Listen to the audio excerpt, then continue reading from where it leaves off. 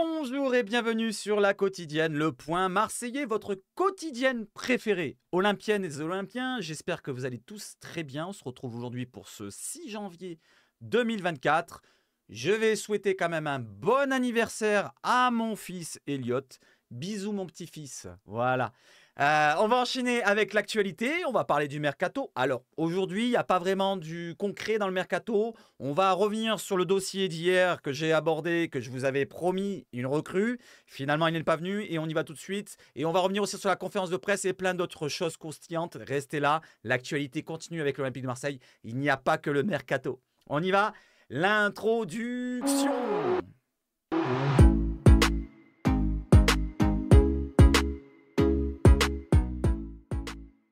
Et on y va tout de suite avec l'introduction sur quoi? Sur justement la recrue qui devait venir, c'est Lucien Agoumé. Malheureusement, retournement de situation, l'OM a décidé de mettre fin à la piste Lucien Agoumé qui se dirige finalement vers Séville. Il a signé du côté de Séville. Je ne vais pas vous montrer la photo avec le maillot de Séville, on s'en bat les steaks. Voilà, on va lui souhaiter bon courage. Les dirigeants olympiens n'ont pas senti une réelle envie du joueur de venir à l'OM. Il n'avait pas de garantie sportive, voilà, donc on lui a pas promis du temps de jeu comme il voulait peut-être l'avoir. Il se croyait peut-être supérieur à l'OM. Eh ben non, tu n'es pas supérieur à l'OM. Tu es arrivé à 3, tu ne jouais à peine et tu étais pas bon. Tu jouais à Brest, t'es pas non plus, t'as pas écrasé la Ligue 1. Donc c'est pas l'OM que tu l'aurais écrasé. Donc bon courage quand même à toi. J'espère que tu vas porter tes coronesses pour l'avenir. Et je sais pas si c'est les agents qui ont parlé à ta place, mais en tout cas, bonne continuation à lui et on va enchaîner sur autre chose. N'hésitez pas à me donner votre avis sur le choix de Lucien Agoumé et de ses agents peut-être. Allez, on enchaîne avec, bravo à toi, c'est Faisal qui a trouvé, c'était Steven Fletcher pour le joueur mystère d'hier. Je vous le montre assez vite, le joueur, il est là. Voilà, c'était cette photo-là. Je vous ai mis le joueur en blanc. Et aujourd'hui, on a un autre joueur. Donc, bravo à toi Faisal, tu vas rentrer sur la roue, le tirage du maillot pour le 15 janvier. Maintenant, le joueur mystère d'aujourd'hui, cette fois, c'est pas en blanc, c'est en noir que je l'ai mis. Et regardez bien, mettez pause, regardez bien autour, il y a le liseré du vrai joueur juste derrière. Regardez bien, il y a tout le contour du joueur. Vous allez deviner si vous regardez un peu vers les bras, vers les mains peut-être. C'est un gros indice. Voilà, comme ça, si vous voulez trouver, n'hésitez pas. Allez, on enchaîne. J'enlève cette photo qui fait plaisir à voir, puisque c'était une belle période où on gagnait peut-être des choses. Et on enchaîne avec quoi? Avec l'éphéméride. L'éphéméride, et dans l'éphéméride, il y a pas mal de naissances du côté des Olympiens nés le 6 janvier, comme mon fils.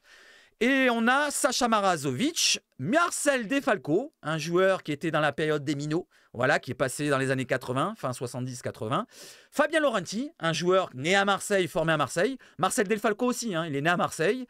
Henri Leonetti, je ne connais pas. Chen Laling, je ne connais pas du tout. Pascal Nouma, vous le connaissez peut-être, c'est celui qui était un peu foufou. Rémi Ribot, c'est un joueur qui est né aussi à Marseille, qui a été formé à Marseille, il me semble, et qui est passé dans les années 2000. Voilà, il n'a pas fait une grande carrière, mais félicitations à eux et joyeux anniversaire surtout. Allez, on enchaîne avec quoi? Avec le joueur du mois de décembre. Il a été élu par l'Olympique de Marseille et en compagnie de Puma qui fait en collaboration cette organisation de trophées. Voilà, il a le trophée de Puma dans les mains et il est joueur du mois de décembre, Amir Muriot. Alors pour ma part, je vous avais dit mon choix, j'aurais préféré, je m'en fous franchement. Félicitations à lui, il a fait un bon mois de décembre, mais Aubameyang pour moi, il a porté plus l'équipe à lui tout seul que Amir Muriot. Amir Muriot, il a eu quelques temps de jeu, finalement il a été bon dans ce temps de jeu, il a délivré une passe décisive, je crois, je suis pas sûr. Dites-moi dans les commentaires s'il a une passe décisive parce que sur le site là de l'OM, il marque que 2 buts.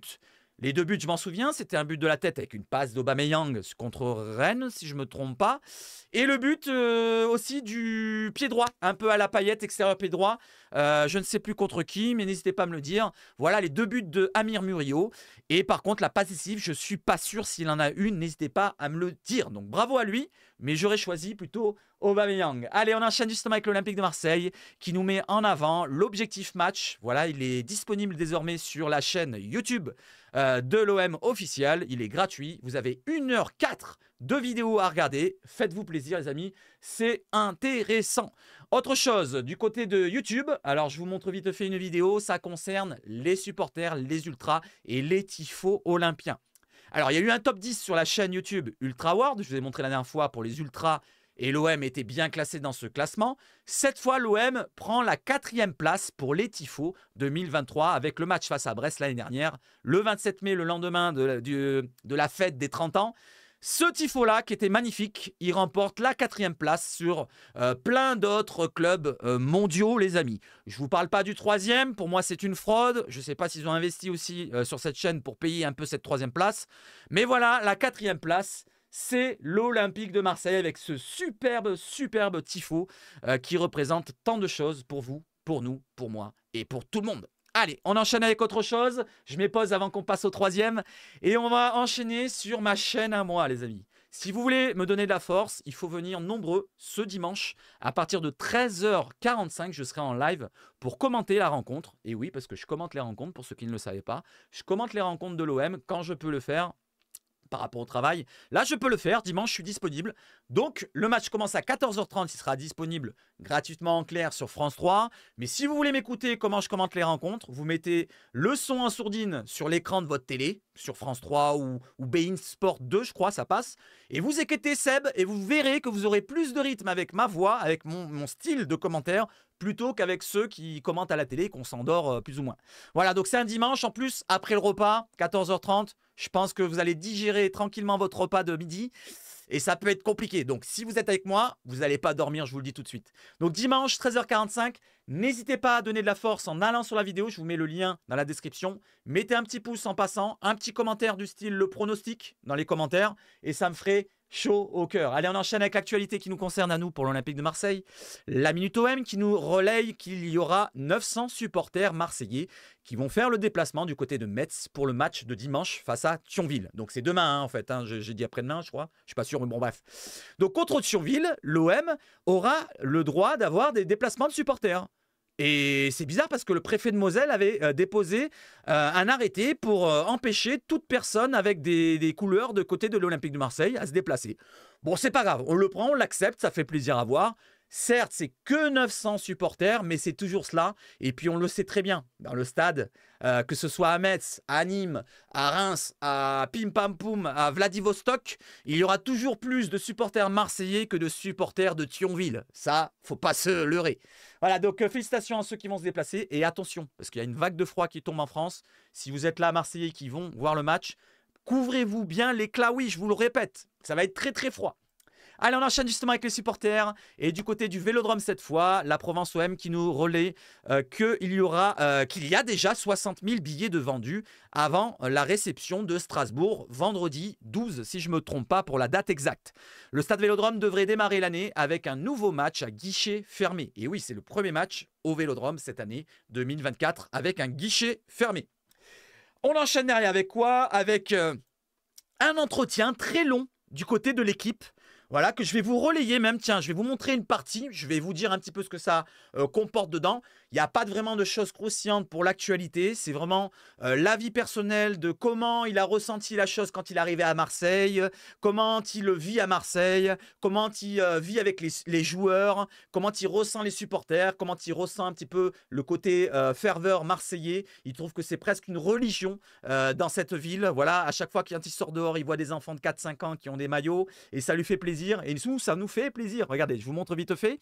Donc Gattuso, je suis venu car j'ai besoin d'émotion. Et il avait besoin d'émotion. Voilà, donc on l'a appelé pour donner un coup de main à Marseille. C'est Pablo Longoria qui l'a appelé. Après avoir été appelé pour Lyon avec Textor, qui a eu un entretien avec lui, mais qui n'a pas voulu le recruter. Donc c'est Pablo Longoria qui l'appelle. Il a pris un jour de réflexion, selon lui. Il a contacté son équipe.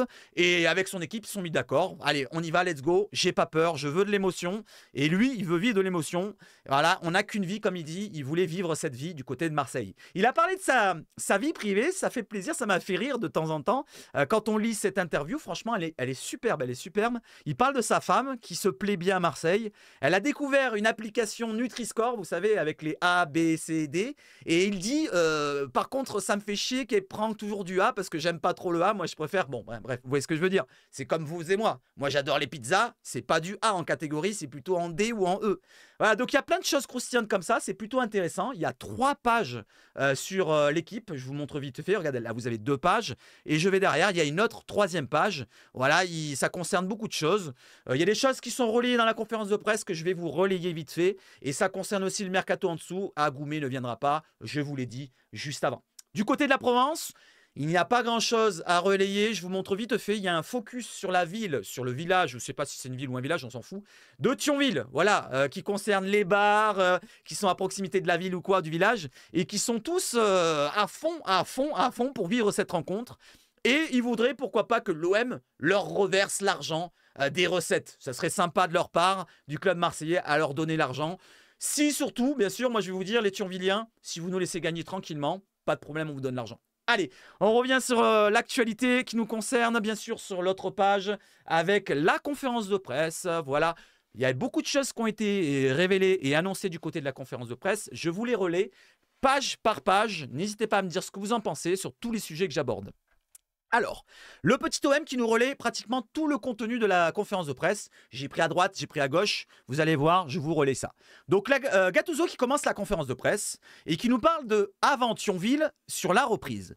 La reprise s'est bien passée. Je voudrais remercier les joueurs. Ils ont bien respecté le programme pendant les vacances et on a bien travaillé sur cette reprise. Voilà, on en avait parlé dans une quotidienne qui leur avait donné un programme précis avec un suivi. Donc, c'est intéressant de savoir que tout le monde a suivi ce programme. Voilà, au moins, tout le monde est pro dans notre groupe. Il n'y a plus de récalcitrants. N'est-ce pas, Dimitri? Toi qui, avec le passé, t'as fait plusieurs fois des problèmes. Comme Mandanda aussi, hein, qui avait des kilos en trop, qui avait dû faire un petit lavage de... Voilà ce que je voulais dire. Allez, je continue derrière. Avec la Provence OM qui nous relaye la continuité de cette conférence, que Gattuso nous dit « Il faut respecter ce match contre Thionville. C'est une équipe qui marque beaucoup de buts. Oui, en national, il marque beaucoup de buts. Il survole son championnat. Je vous avais montré le championnat la dernière fois, le classement. Ils ont, je crois, quelques points d'avance avec 3 matchs de retard. Voilà, ils ont des matchs de retard 3 et ils ont des points d'avance. Pour vous dire, ils sont invaincus, ils n'encaissent pas beaucoup de buts, ils marquent beaucoup de buts. Il faut se présenter le couteau entre les dents, comme nous dit Gattuso, comme face à Lyon ou le PSG. Faudra appuyer là où ça fait mal. Comme je vous l'ai dit, moi, il ne faudra pas attendre de savoir est-ce qu'ils sont bons, est-ce qu'ils ne sont pas bons. Non. Tu montres ta valeur, tu les écrases. Si tu dois les écraser directement en un quart d'heure, marquer 5 buts, il faut les mettre. N'hésitez pas à me dire, hein. Comment faut rentrer dans cette rencontre? Moi, je pense qu'il faut rentrer le couteau entre les dents, comme il dit Gattuso. Allez, j'enchaîne derrière avec Gattuso qui nous livre un petit peu plus de concret sur le mercato. Allez, on rentre dans le vif du sujet. En conférence de presse, Gattuso nous dit « Je vais être honnête avec vous. À l'heure actuelle, on a besoin d'un milieu de terrain. Voilà, donc on recherchait un milieu de terrain avec Lucien Agoumé. Malheureusement, il ne viendra pas. J'ai parlé hier des pistes. Si vous voulez voir un petit peu les pistes qui sont concrètes en ce moment, pourquoi pas. On a Mady Camara, on a Wallace, le joueur de l'Udinese, et des autres que j'ai peut-être relayés dans les autres vidéos. Regardez les anciennes pour vous mettre au courant. Je vous relaye au jour le jour. Hein. Voilà, donc c'est chaque jour qu'il y a une info qui ressort, je vous la relaye. Comme ça, vous êtes au courant tous les jours. Alors, après, au niveau attaquant et défenseur, donc on parlait de milieu de terrain. Après, au niveau attaquant et défenseur, on peut gérer en modifiant les postes ou le système. Là, il dit que côté attaquant et côté défenseur, on a ce qu'il faut en nombre. Voilà, si on change un petit peu le système, si on passe à 4 derrière pour les 2 défenseurs centraux, par exemple, vu qu'on n'en a que 3 de disponibles, peut-être. Et pour les attaquants, on peut passer à 2 devant, à 3 devant. Vous voyez ce que je veux dire? Il peut changer, il a vraiment le choix selon Gattuso. Il manque une doublure à Lodi à gauche, donc un pendant à Lodi, un pendant à Klose plutôt. Il faut un milieu de terrain. Il faut aussi penser que les joueurs reviendront après 5 à 6 matchs de la CAN. Et je n'aime pas jouer avec 27-28 joueurs, donc ne pas se précipiter. Il ne voudrait pas avoir trop de joueurs dans l'effectif. Il veut avoir un groupe restreint, voilà, qui soit concerné, du style, allez, 24, 25... 26 joueurs maximum. Il ne voudrait pas avoir 27, 28, se rapprocher des 30 joueurs. Ça fait peut-être trop pour lui. Je sais pas, n'hésitez pas à me dire ce que vous en pensez. Moi, je suis entre deux parce que j'aime bien avoir de la quantité. La qualité, c'est sûr, c'est très important, mais il faut avoir de la quantité. Voilà, quand on a des joueurs qui font des matchs tous les 3 jours pendant 2 mois pratiquement, c'est ce qu'on va avoir dans pas longtemps. Il faudra de la quantité, il faudra faire tourner. Donc que le joueur soit moins bon, d'accord, pour celui qui va faire la rotation, mais il le faudra, ce joueur, il le faudra. Et on parlera justement des pistes que j'ai en tête pour la fin de vidéo. Restez jusqu'à la fin de vidéo, j'ai des idées de mercato à vous faire partager. Je veux que les joueurs qui viennent ici aient envie, ah, ça c'est très important, ça concerne Agoumé. Tu m'écoutes, Agoumé? Lucien, tu m'écoutes? Je veux que les joueurs qui viennent ici aient envie de venir. Je ne peux garantir du temps de jeu. à qui que ce soit. Ça concerne Lucien. Il faut avoir envie de performer et défendre le club. Coucou Agoumé, voilà, c'est vrai que c'est un petit pied de nez à Agoumé qui n'a pas voulu venir parce qu'il avait peut-être pas les garanties de temps de jeu à l'OM, mais à l'OM, tu dois t'imposer. Si tu arrives, que tu te dis je viens de l'Inter, je vais être titulaire, tu n'es pas Sanchez, Lucien Agoumé. Sanchez, il a un passé. Ouh. Voilà, donc ça c'est pour Lucien. Si tu me regardes, on sait jamais, hein, si tu tombes là, n'hésite pas à faire un petit message dans les commentaires. Je continue. La Provence OM qui nous relaye, encore Gattuso pendant la conférence de presse, qui nous dit on recherche des joueurs qui connaissent déjà ce championnat, donc la Ligue 1, qui parlent français, très important. On n'a pas de temps à perdre, on veut des garçons qui peuvent être opérationnels dès leur arrivée. Donc il veut des joueurs qui soient prêts directement, qui parlent français, ou à la limite qui baragouinent le français, des étrangers qui sont passés en Ligue 1, ça peut être intéressant. Voilà, je vais vous en parler d'un justement qui est étranger, qui est passé par la Ligue 1, je pense qu'il peut parler français, qui est intéressant pour ma part comme dossier. Voilà, donc il veut des joueurs qui soient directement prêts, voilà, à jouer directement, pas d'étrangers, selon Gattuso. Ensuite, on y va, on continue. Gattuso nous dit sur la conférence de presse qu'il veut, donc il nous parle du système en 3-5-2. Le mercato n'a rien à voir avec le système. On a travaillé autant avec le 3-5-2 qu'une défense à 4, donc avec le 4-2-3-1 ou le 4-3-3 qu'il voudrait mettre en place. On avait besoin d'un système différent quand on a perdu Rongier. Et oui, Rongier s'est blessé. Donc c'est à partir de là qu'il a passé en 3-5-2. C'est vrai que c'est pas faux ce qu'il dit là. Il s'est donc instauré à ce moment.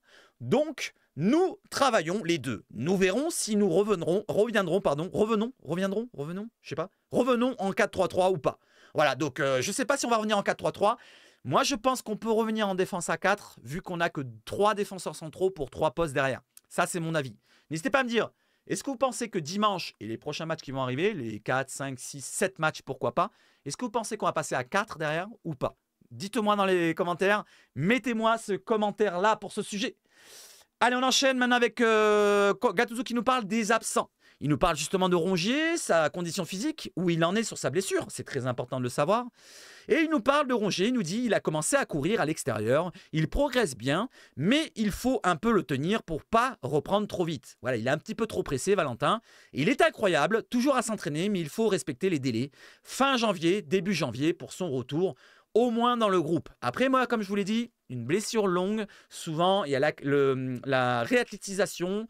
Donc, je ne sais pas si ça sera plutôt pas mars, plutôt quand on le reverra bien à son niveau, quand il était en forme. Voilà, donc Rongier, n'hésitez pas à réagir aussi pour le retour de Rongier. Un autre tour. Donc, c'est Gattuso qui nous dit que pendant la conférence de presse, que Correa, excusez-moi, devrait être disponible aux alentours du 13 au 15. Voilà, donc il a dit vers le 13 janvier. Correa pourrait revenir, donc dans pas très longtemps. Encore une option, pourquoi pas une solution supplémentaire pour l'attaque marseillaise. Est-ce que vous êtes heureux?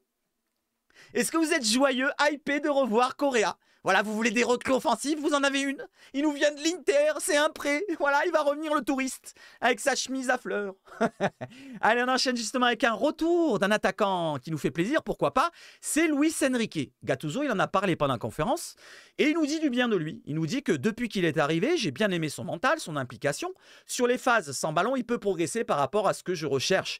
Il a les capacités, il faut qu'il soit un peu moins paresseux, entre guillemets. Donc, il voudrait dire que ici, tu n'es pas au Brésil, peut-être que c'est un autre rythme. En Ligue 1, ça ressemble plus ou moins à la Première Ligue. C'est ce qu'il dit dans l'entretien du côté de l'équipe. Il dit que c'est le championnat qui ressemble le plus à la Première Ligue, la Ligue 1.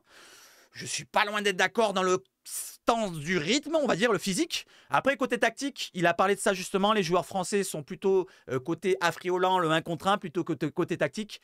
Par rapport à l'Italie, c'est différent. Mais là, on parle de Luis Enrique, donc il voudrait qu'il fasse des efforts un peu plus. Voilà. Et derrière, je vais vous faire une petite précision sur Luis Enrique. Attention, parce qu'il ne faut pas le faire jouer en attendant de voir si on le vend. Pourquoi? Je vais vous expliquer. Alors, vous savez que dans le football, on n'a pas le droit de jouer dans 3 clubs différents la même saison. Cette saison, il a déjà joué au Brésil et là, il va rejouer avec l'OM. S'il rejoue avec l'OM, il ne pourra pas être prêté ou vendu. Ça fera un 3e club. Donc, si on veut le vendre ou le prêter avec une option d'achat obligatoire, je ne sais pas comment on peut se démerder, eh ben, il faut absolument ne pas le faire jouer. Comme il dit Bilal, si Luis Enrique jouait un match avec l'OM, il ne pourra plus être transféré au mercato d'hiver. Il n'est pas possible de faire plus de 2 clubs dans une saison. Un départ semble inéluctable sans le voir porter le maillot olympien. Sans S, bien sûr, parce qu'il a mis un S à Olympia. Voilà, n'hésitez pas à réagir aussi à ça. Est-ce que vous voulez garder Luis Enrique en prenant le risque finalement de le garder tout le long de la saison, ou alors vous le vendez directement. Voilà, s'il y a la possibilité de le vendre, au moins 4, 5, 6, 7, 8, je ne sais pas combien. Allez, j'enchaîne derrière avec un joueur qui va avoir peut-être du temps de jeu pendant cette phase de CAN. Gennaro Gattuso nous parle de Bilal Nadir. Voilà, il lui touche les cheveux pour voir si c'est frisé ou pas. Et il nous dit j'ai Bilal Nadir qui est à disposition et je pense que c'est le moment. C'est le moment de le faire jouer, pourquoi pas, de le lancer dans la durée. Il peut nous donner un coup de main. C'est un joueur avec un grand talent. Oui, c'est super. Il a un super pas de gauche, je vois ça, hein, finalement. Ça a l'air d'être un super joueur. Hein. Je ne sais pas ce que vous en pensez, mais Bilal Nadir, il commence à me plaire de ce que j'ai vu. C'est de ma faute. Je lui ai donné un peu de temps de jeu avant, mais je pense qu'il fera parler de lui. Il veut dire c'est de sa faute. Il a peut-être lancé trop vite et il a attendu un petit peu Bilal Nadir. Maintenant... voilà, donc il est un petit peu entre deux, Bilal Nadir, parce qu'il doit prolonger aussi à l'OM. N'oublions pas qu'il doit prolonger, il n'a pas encore prolongé. Son contrat s'arrête en 2024. Ça aussi, il faut le traiter, ce sujet-là. Comme Pape Gueye, comme Simon Ngampanto et Tenbu. Donc Bilal Nadir, est-ce qu'il va jouer dimanche, demain? Moi, je mettrai une pièce. Allez, je mets 60% pour une titularisation de Bilal Nadir. Je me lance, j'ai des couilles. Et vous, est-ce que vous en avez des coronets? N'hésitez pas à me dire. Allez, un pourcentage de chance. Combien vous voyez de pourcentage de chance que Bilal Nadir soit titulaire demain? Allez, justement, on parle des jeunes joueurs avec François-Régis Mugue. Gattuso en a parlé aussi pendant la conférence. Il en a parlé en bien et il a dit que j'ai lu un petit peu que c'était nous qui lui avons dit de ne pas aller à la CAN. Donc Gattuso dit que c'est à cause de l'OM qu'il n'est pas allé à la CAN. Non, non, c'est pas vrai. Je tiens à préciser que c'est sa décision à lui et ses agents. Nous la soutenons. Il y a actuellement des discussions entre le club et la fédération camerounaise.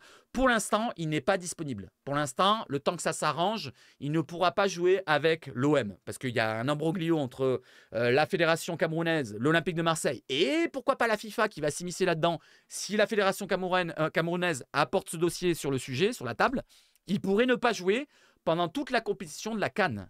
Voilà. Je tenais à vous le préciser. Et maintenant, j'enchaîne avec quoi ?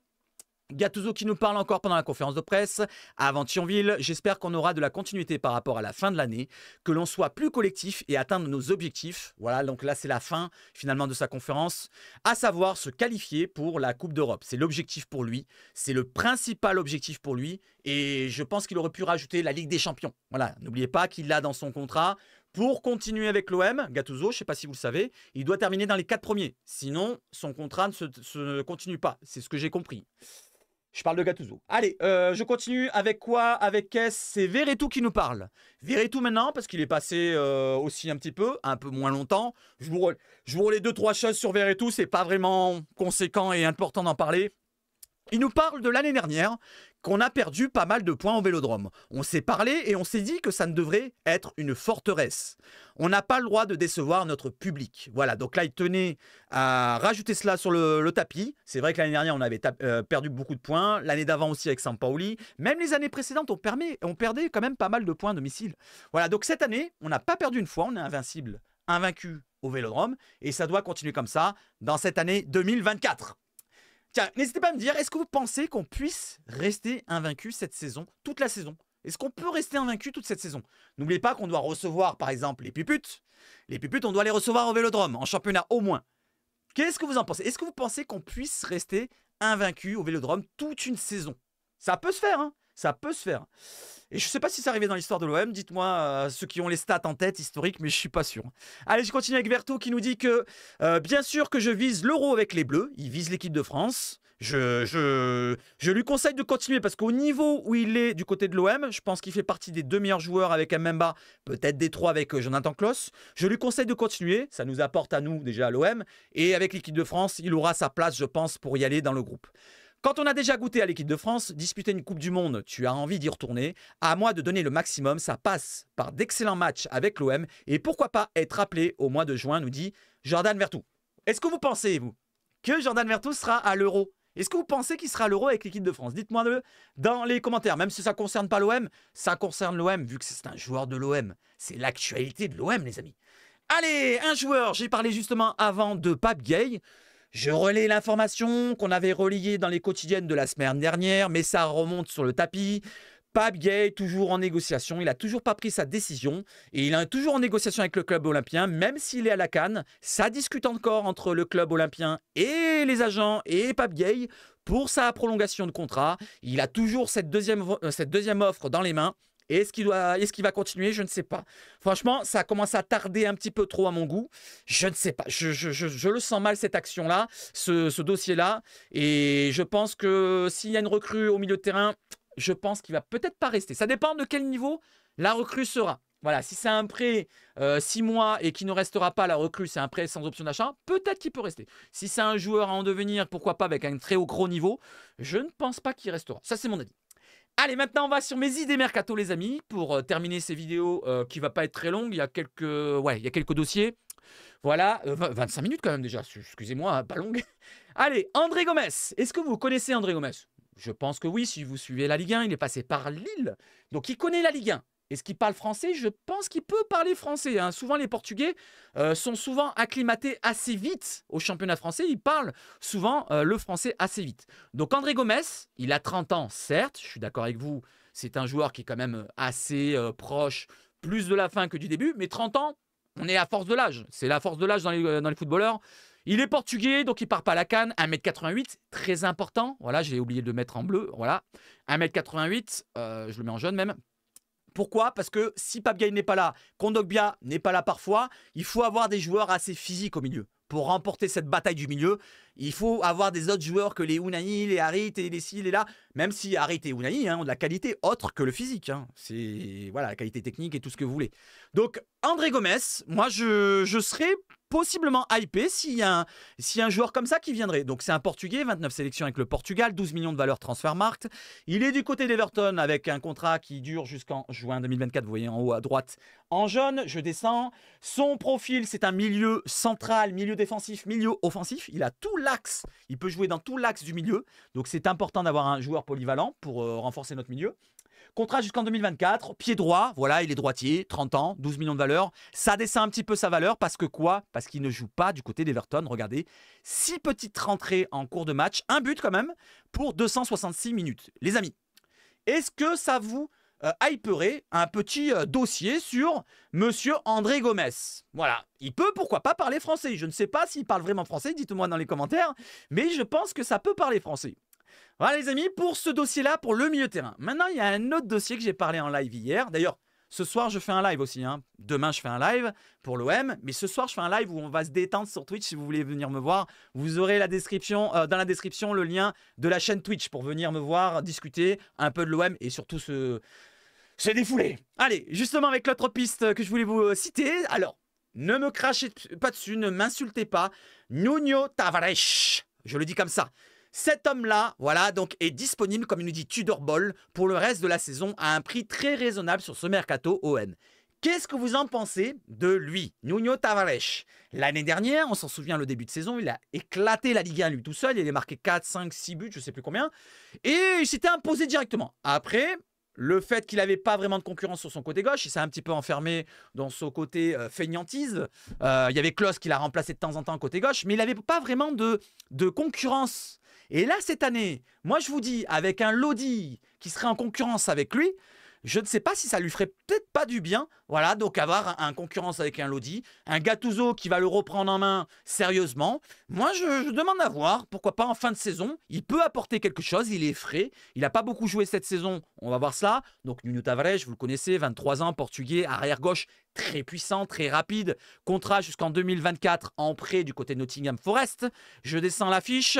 Il appartient du côté de Arsenal. Son contrat se termine en 2025. Sa valeur Transfermarkt, 16 millions d'euros. Mais je pense que Arsenal, si tu leur proposes même la moitié, je pense qu'ils voudront, pourquoi pas. Après, moi, je pense que le mieux, si on récupère un joueur comme ça serait un prêt. Ne pas prendre trop de risques, sans obligation d'achat, mais avec une option d'achat, pourquoi pas. On ne sait jamais. Il est arrière gauche, milieu gauche, arrière droit, pourquoi pas. Mais il joue tout le couloir gauche. C'est un joueur assez offensif. Cette saison, il n'a pas joué beaucoup, comme vous pouvez le voir. 3 petites rentrées pour 94 minutes. Il n'a pas de stats. Mais je vous demande à vous, les amis. Est-ce qu'un Nuno Tavares, comme je vous l'ai expliqué, avec la concurrence d'un Lodi côté gauche, côté droit, on aurait Klose et Murillo. Donc, on aurait 2 couloirs qui seraient vraiment complets. Qu'est-ce que vous en pensez pour une petite pige de 6 mois? Voilà, si on n'a pas d'argent à investir dans un transfert et dans un gros salaire, pourquoi pas un retour de Nuno Tavares qui connaît plus ou moins le club? Pourquoi pas? Pourquoi pas? Et en plus, je ne sais même pas s'il parlerait un petit peu français. Peut-être, peut-être. N'hésitez pas à réagir. Allez, on va partir maintenant sur un ancien des anciens avec Radonjic qui va être peut-être vendu du côté de Monza par le Torino et l'OM détient un pourcentage à la revente. Alors, je ne sais pas, j'ai regardé à droite à gauche, j'ai pas trouvé vraiment le pourcentage exact. J'ai vu 40%, je suis pas sûr. N'hésitez pas à me dire dans les commentaires si c'est ce pourcentage-là, parce que si c'est 40% et qu'il est vendu, j'ai un exemple, il sera jamais vendu à ce prix-là, 10 millions d'euros, et ben ça ferait 4 millions d'euros pour l'OM. S'il est vendu la moitié 5 millions, ça ferait 2 millions pour l'OM. S'il est vendu 2 millions et demi, ça ferait 1 million pour l'OM. Donc ça serait intéressant de récupérer un peu d'argent. D'argent de poche, parce que je pense qu'il sera vendu aux alentours des 500 euros. Je sais pas ce que vous en pensez de Radonjic. Est-ce que vous avez apprécié du côté de l'OM et son but face à Brest, par exemple? Allez, j'enchaîne avec un autre joueur, un milieu de terrain. Vous vous souvenez de lui? Je sais pas si vous vous souvenez de lui, c'est Tchèque Soirée. On l'avait vu il y a 2 ans. En pré-saison, il avait fait de bonnes prestations en match de pré-saison. Je trouve que c'était un bon joueur qui avait une bonne patte gauche au milieu de terrain. Il était jeune, il était dans la réserve et je n'ai pas compris pourquoi on l'a lâché comme ça gratuitement. Il avait que 19-20 ans quand on l'a lâché. Maintenant, il est un peu plus vieux, il doit avoir 22 ans et il va du côté de Viktoria Pilsen, donc en Tchéquie.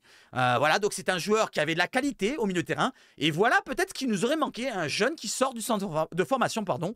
N'hésitez pas à me dire si vous vous souvenez de lui et s'il aurait peut-être convenu dans un poste pour nous faire la rotation cet hiver. Allez, j'enchaîne. Soirée, merci à toi d'être passé et bonne soirée à toi. Allez, le petit bonbon pour la fin, les amis, avec le dossier que je réaborde avec vous. Je vous l'avais abordé la dernière fois. Dybala, qui jusqu'au 15 janvier possède une clause libératoire de 12 millions d'euros selon Fabrizio Romano. En tant que dirigeant de l'OM, vous tentez le coup? Alors, moi je vais vous dire, si je suis dirigeant de l'OM, je le tente tous les jours, mais après, il y a un problème salarial. Voilà, il va demander un gros salaire, je pense. Il va demander aux alentours des 400, 500 000 euros par mois. Est-ce qu'on peut se positionner sur ce joueur-là? Je ne sais pas. Mais moi, s'il y a la possibilité de le faire à 12 millions d'euros, qu'on doit lâcher un autre joueur, je ne sais pas lequel, au hasard, je ne sais pas, Ismaël Assar ou un autre, je ne sais pas, dites-moi dans les commentaires. Mais franchement, je le prends tous les jours. Je le prends tous les jours. Même cette saison qui ne fait pas énormément de matchs, il a des stats. Bolo Dybala, c'est un joueur qui est expérimenté, il connaît le très haut niveau, il a une super patte gauche, c'est du haut niveau. Pour nous, ça serait du pain béni, mais bon, on n'aura jamais, à moins d'une vente de l'Olympique de Marseille, les amis. Voilà les amis, j'espère que vous avez apprécié cette vidéo. Elle a été plus longue que je ne pensais. Voilà, la conférence de presse, je vous ai un petit peu plus détaillé que d'habitude tous les points qui ont été précis ou pas. N'hésitez pas à me dire si ça vous a plu. Un petit pouce en bas, l'abonnement et tout ce qui va avec. Le partage, c'est très important aussi pour la chaîne. N'hésitez pas à parler de moi dans les autres réseaux sociaux si ça peut vous plaire. Voilà, relayez de plus en plus la chaîne, qu'on soit de plus en plus nombreux. Merci à vous. Vive le foot chez Sabache Foot. Et surtout, allez l'OM! Oula, 32 minutes! Désolé, hein, c'est un peu long, mais c'est comme ça! Allez, bon après-midi! Bonne journée à vous, les amis! Bonne journée! Et n'oubliez pas, le mercato n'est pas vraiment toujours exact. Il y a toujours des malentendus. Donc, non, m'en voulez pas pour le dossier d'hier. Ciao! Allez, ciao! J'arrive pas à arrêter! Ciao!